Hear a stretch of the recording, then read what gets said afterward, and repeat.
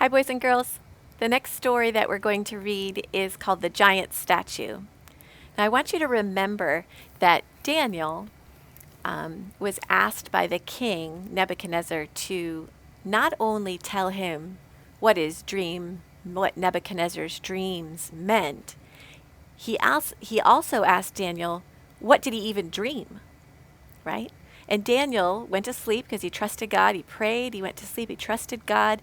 And when he woke up in the morning, God gave him what he needed. So he went to Nebuchadnezzar, and Nebuchadnezzar said, "Oh, before me is a man who can tell me what I have dreamt." And he said, "Nope, but God knows all things, and he has chosen to make this mystery clear to me." And then from there, he went to tell Nebuchadnezzar what he dreamed. And what Nebuchadnezzar had dreamed about was a tall statue that had a head. Now, we don't know exactly what the statue looked like. This was somebody's imagination of it.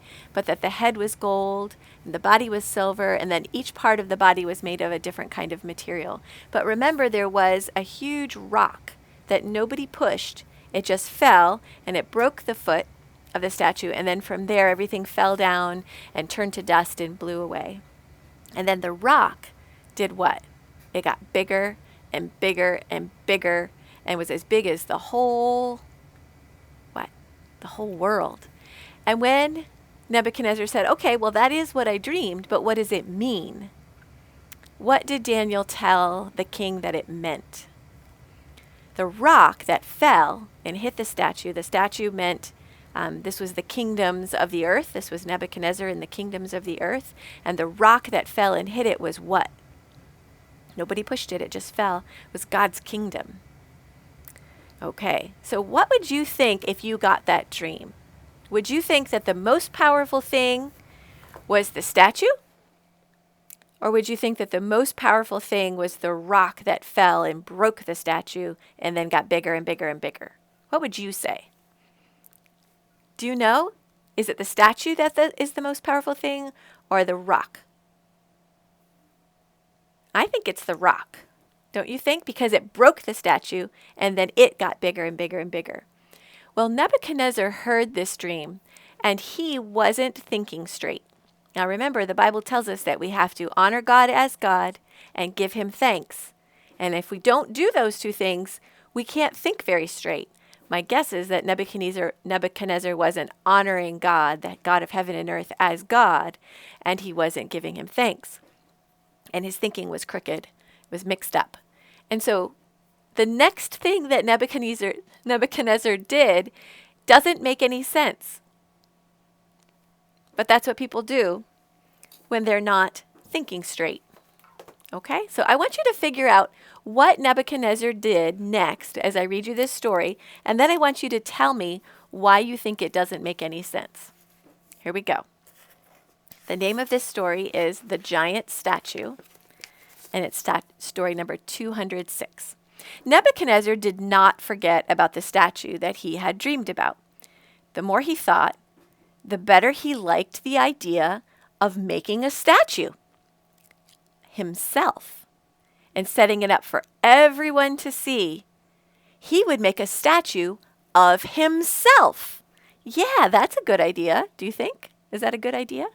His statue would be all gold, at least on the outside, and it would be enormous. Put your arms up for enormous. It would be enormous. The king, that's Nebuchadnezzar, gave instructions to the craftsmen, and soon workmen could be seen in the large open space outside of Babylon, that's the name of the city, setting up the statue. It gleamed in the bright sun, and it was 15, that's 10 plus 5 more, times taller than any man. So if you took your daddy and you laid 15 daddies on top of each other in a tall stack, that's how big this statue was. Nebuchadnezzar invited everyone of any importance to the opening ceremony. Now let me pause. That dream that he'd had, was that dream about the statue being the coolest thing? Or was the rock that represented God's kingdom could knock down the humans and be as big, the human kingdoms, and be as big as the whole world? Which was the coolest thing? It was the rock, right? God's kingdom. And instead, Nebuchadnezzar totally missed it. And he built this tall golden statue, a picture of himself. I'm still giggling at that thought. I think he really missed the point, don't you think? Nebuchadnezzar invited everyone who was important to the opening ceremony. Crowds of ordinary citizens could come too. All the peoples of his town and his empire would be united to worship this statue. Row upon row of people packed the open ground. The king's chief ministers and the officials were at the front. The royal band was even waiting to play a song. Then a man came forward with an announcement. "People of Babylon," he proclaimed, "in a moment you will hear the trumpet sounds, and there will be playing oboes and lyres and zithers and harps. And as soon as the music begins, your job is to fall down with your face on the ground and worship the statue that the king has set up. Anyone who disobeys this order will be thrown into a fire, a blazing furnace of fire." There was a tense stillness among the crowd. No one moved. And then the trumpets. And at once, all the people, from the highest, most important people to the lowest people, fell flat on their faces before this golden image. Everybody went vroom. All except for three. Daniel's three friends stood up. They would not bow down to an idol or any statue, and they would not worship it. They would be true to God and to his commandment to worship him alone. Where have you heard that commandment? No other gods before me. Oh boy. So picture where they are now. They're in this wide open flat place, and there's this really super tall golden statue, and everybody has fallen down. So it's not going to be confusing who's not bowing down, right? They're the only people still standing. That's where this story ends. All right, boys and girls, thank God out loud every day. We'll hear the end of the story.